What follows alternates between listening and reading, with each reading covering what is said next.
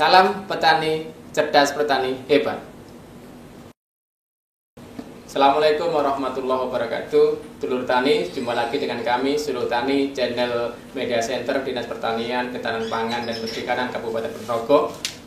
Kali ini kita akan berdiskusi tentang penandaan ternak ruminansia sebagai bagian dari strategi penanganan kasus PMK pada ternak. Nah, untuk itu telah hadir bersama kami di studio Bapak Kusdiarto, Kepala Bidang Pembibitan, Pakan dan Produksi Peternakan Dinas Peternakan Provinsi Jawa Timur. Selamat pagi Pak Gus. Selamat pagi Pak Kadis. Selamat pagi semuanya. Dulur tani, mungkin ada ternak yang panjenengan ada itu ditandai atau dikasih anting oleh petugas dinas kita. Itu apa Pak Gus dan tujuannya untuk apa? Ya, terima kasih Pak Kadis. Selamat siang, assalamualaikum para dulur tani semuanya. Pada kesempatan pagi hari ini, kebetulan sebagaimana tadi dipertanyakan oleh Pak Kadis Pertanian, bahwa terkait dengan peternakan, ternak-ternak kita khususnya ternak ruminansia besar, khususnya sapi perah, sapi potong, kerbau, semuanya itu harus ditandai.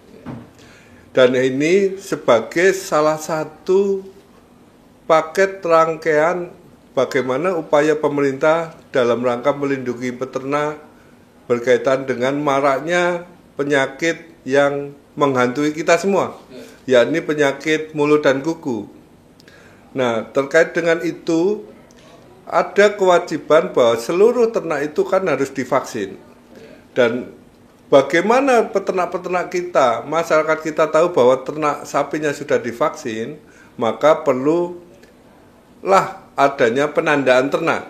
Jadi penandaan ternak ini seperti KTP pada manusia ya Pak Gus ya? Betul Pak Kadis, jadi ini adalah sebagai KTP-nya ternak. Sama dengan kita, kalau nggak punya KTP ngurus apapun susah. Nanti para dulur tani pun juga akan kesusahan dalam ngurus untuk keperluan budidaya ternaknya. Mau minta kawin suntik, sapinya harus dianting, ditandai.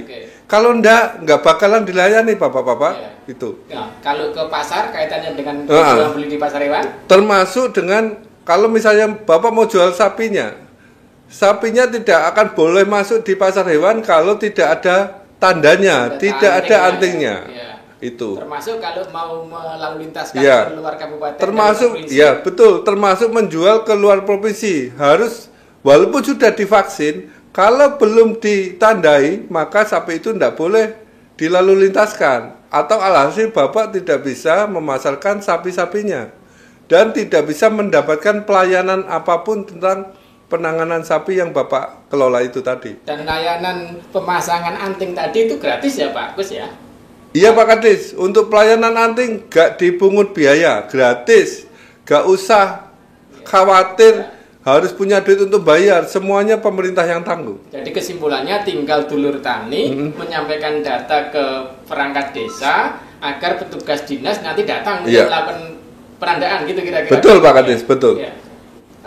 Kemudian apakah ada manfaat lain selain misalnya tadi untuk jual beli di pasar, untuk mentransportasikan antar daerah, dan kemudian untuk data rekap vaksinasi, riwayat vaksinasi, apakah ada manfaat lain bagi petani Pak?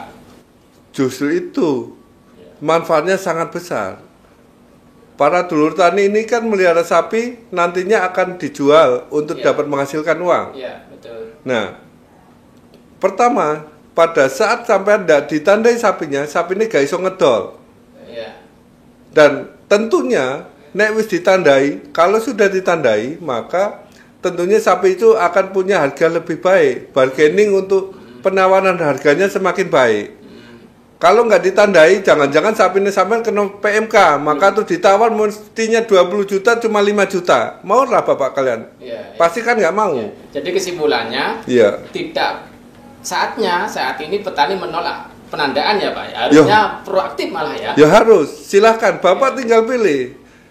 Mau dianting dan harga Bapak bisa menjual produknya harganya lebih tinggi, atau Bapak tidak dianting sapinya tapi Bapak tidak bisa menjual sapinya, tinggal pilih aja sekarang. Jadi kesimpulannya nanti semua ternak ruminansia besar wajib beranting atau RTEK tadi ya Pak. Nggak ada lagi bagi peternak untuk nolak, apalagi bagi pedagang, karena ada asumsi nih Pak, kalau dianting berarti cacat, harga turun nama apa? Gimana tanggapannya Pak Gus? Iya.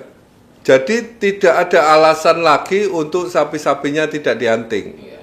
Dan sudah tidak ada klausul atau bukan lagi bahwa dianting itu cacat terus harganya murah, justru sebaliknya.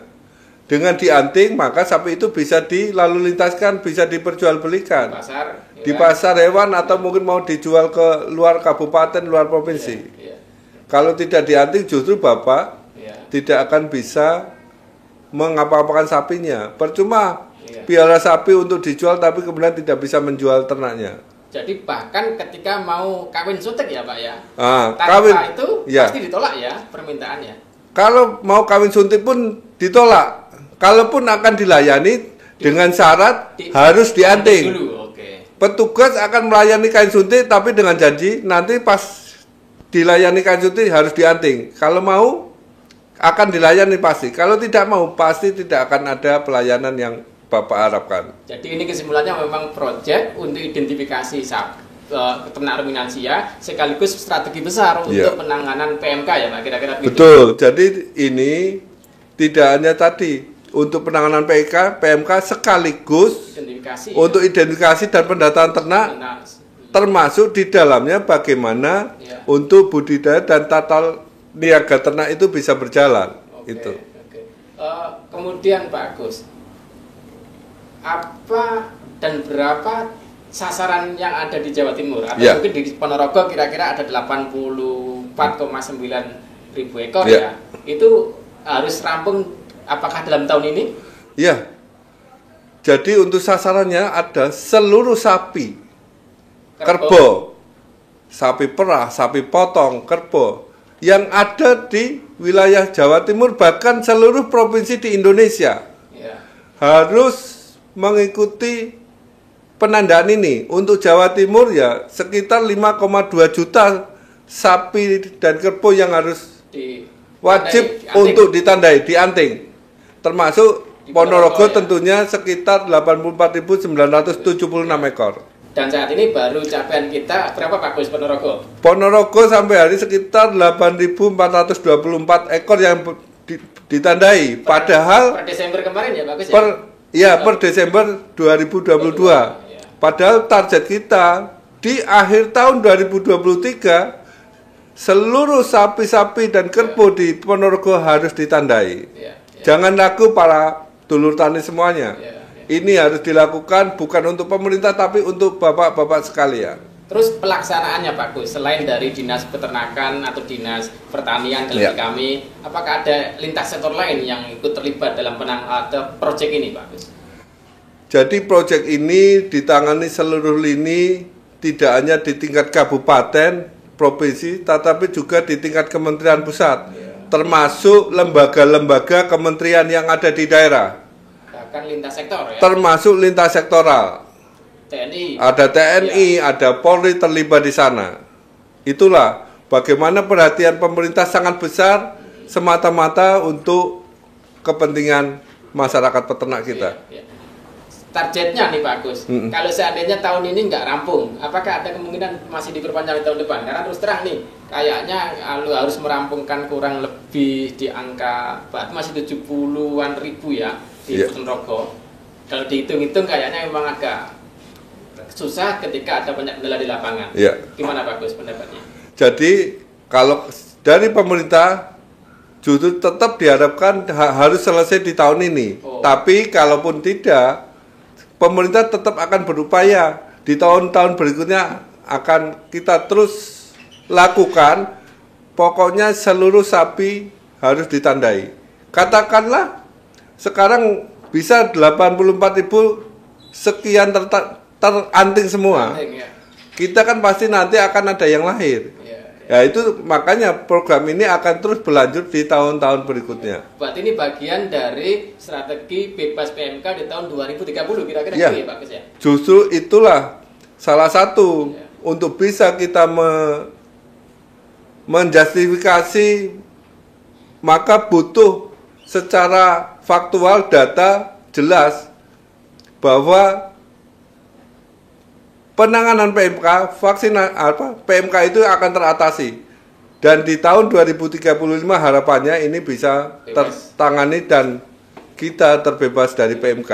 Tanpa penandaan anting ini kita tidak ngerti mana yang sudah vaksin, mana yang belum. Itu. Oke, terima kasih Pak Gus. Mungkin itu bincang-bincang kita. Mungkin bisa saya simpulkan Dulur Tani untuk tidak melakukan penolakan terhadap teman-teman tim aplikator AirTag atau pasang anting ya Pak Gus ya.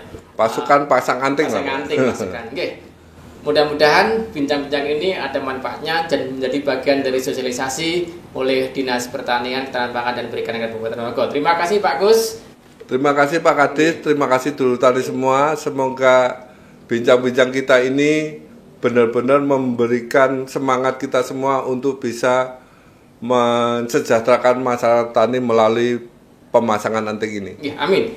Dulur Tani demikian intinya, jangan tolak gerakan AirTag atau pematangan asing. Demikian, mari belajar menjadi petani cerdas, petani hebat. Assalamualaikum warahmatullahi wabarakatuh. Waalaikumsalam warahmatullahi wabarakatuh.